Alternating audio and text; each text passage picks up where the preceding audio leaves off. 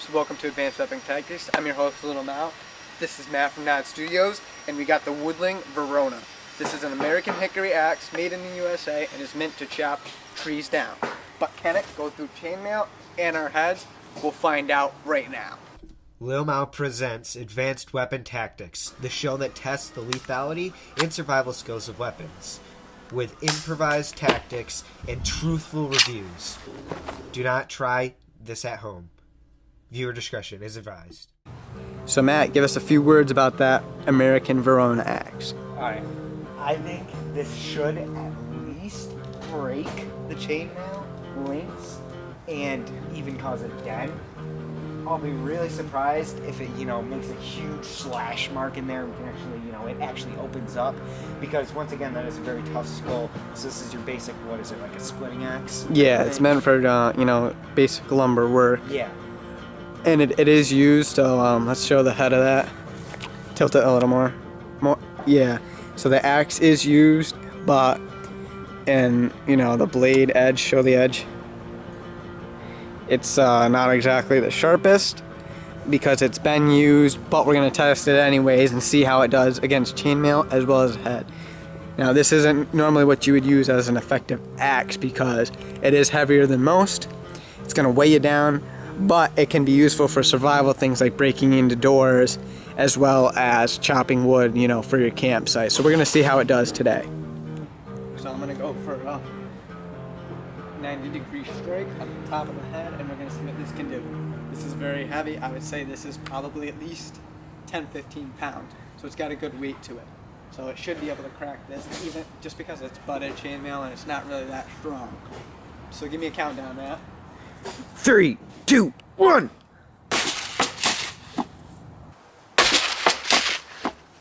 Look at the base. Look at all that hemorrhaging. All in the skull. And then you got the blood from here dripping out. It didn't crack the neck, but what would you say about this as a strike, Matt? Yeah, I think if you definitely got hit by that, you would be on your ass passed out. And definitely have some hemorrhaging and bleeding.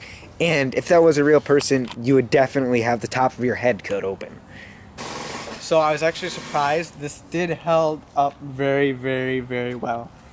I would say this was the only one from the actual axe. Other than that, it pretty much held up against that head. So, for butted chainmail that's pretty cheap, it effectively is able to stop the axe, at least from cutting.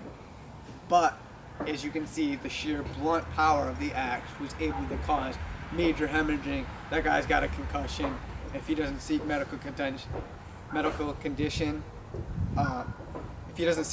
attention pretty quickly, I would call that a kill shot. So what do you think, Matt? Yeah, it's definitely a kill shot, and if that was a real person, I definitely think his skin would be split open. Alrighty, so we're gonna take off the chainmail this time. And Matt, why don't you try a swing at that head? Alright, so I'm going to do a 90-degree strike right on the top of his head, and if it doesn't fall over, I'm going to go ahead and hit him right in the middle of the face. Alright, let's see it.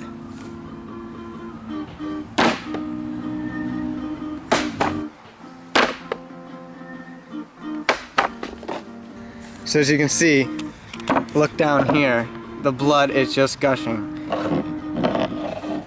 all over. And then from the top, it chipped the skull but didn't quite make it through. From over here, it cut his lip up pretty damn good. And Matt, try to open that if you can to see how far it went in. It definitely, I think it went all the way through that plastic. Yeah, it went all the way through the plastic. You might not be able to see it well, but it definitely did go all the way through and hit the skull. So that, again, you're gonna need medical attention. Yeah. So tell us what you think, man. Yeah, it definitely did a lot of power. I'm surprised that I wasn't able to, go through the plastic on the top, but we did manage to go through the plastic on his lip, so I'm happy with that. Alrighty. So you see Matt do a couple strikes. I'm a bit stronger and more experienced with weapons, so I'm gonna try the same strikes again. And then after, we're gonna try the sheer hammer part of the back axe to see just what the blunt trauma can do. Alrighty. 3, 2, 1.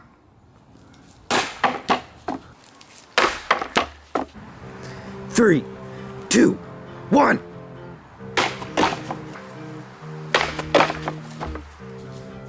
Both side. 3, 2, 1.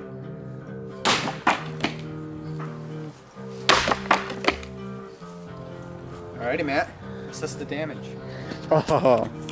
So you can still see this. I think there is still blood falling out of his neck area. Let's see. This front strike, his second strike that he did, actually went all the way through his plastic, tore up his whole front face. So look, his nose, right through his nose. right here, through the nose. This is a broken nose. Ripped all the cartilage and out here, just from one strike. And then as you can see the skull right behind it. Oh, actually, it cracked it. I don't know if you can really see that. Yeah, I see it. The pressure actually cracked it. It cracked the skull. So if you don't see it, you're gonna have to take my word on this. But it did crack the skull. And then from the top strike again, because the plastic is so hard, it was able to deflect it. And the blunt side really didn't do much damage aside from, you know, the hemorrhaging, but it wasn't really noticeable because we had already done strikes that produced hemorrhaging. I mean, look at the neck. I mean, the guy's neck is definitely broken. It came off from the spinal cord. Okay, so it's basically detached and dislocated from here, and I don't know, Matt. Let's take the video away, and what would you have to say? Yeah, that axe definitely did a lot of damage. I mean, that second strike that you did was a kill. So, yeah. Even if you got hit with the blunt side of that, I mean, the hemorrhaging would be enough to kill you. And that strike right there, you'd be dead in 1-2 minutes, maybe. Just from bleeding out. Just from the cut this much. Yeah. That ripped his entire head. I mean, the whole front of his face. This would take at least a good 30 stitches to sew that up if he survived. But I would not say he would be surviving I think he'd at be all laying there from one strike. 1-2 minutes, and he'd just bleed out. Now, if this thing was brand new, I think it would do significantly more damage because it would be more sharper and it would be a lot more effective. Have Matt do one last strike. We're going to put the chainmail back on and see what he can do. E, R, san.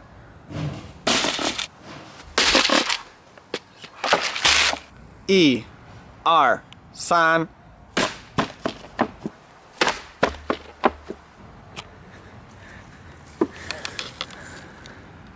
Again. So if he hit you for another time, it ripped it open even more. You can see this. There would be massive amounts of blood dripping. I mean, he broke the wood right here. I mean, I think that would be enough force in itself to just crack the neck.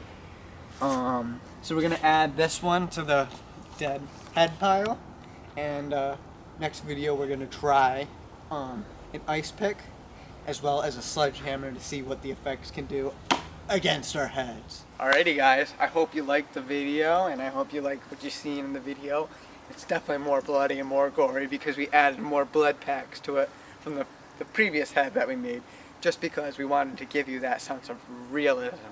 You know, you were able to see the hemorrhaging in the head, what it was able to do that. And I mean, what do you think of our new design in the head with the separate blood packs? So that way, even if you don't break the skull, which this was able to do on one strike, is able to, you know, just see the blood if it doesn't even break the skull. Because before it was just in the skull and the neck, so if you didn't break those two parts, there was no bleeding. But again, what do you think, Matt? Take the video away. Yeah, definitely. I mean, this is an axe that is used to cut wood, split logs, you know, for campfires and everything like that. And you saw what the kind of damage that it did to that. And I think that there's so much, you know, force pent up right here that it's able to do that very easily with very little force on my end. And yeah, I think the chainmail actually stood up pretty well to it.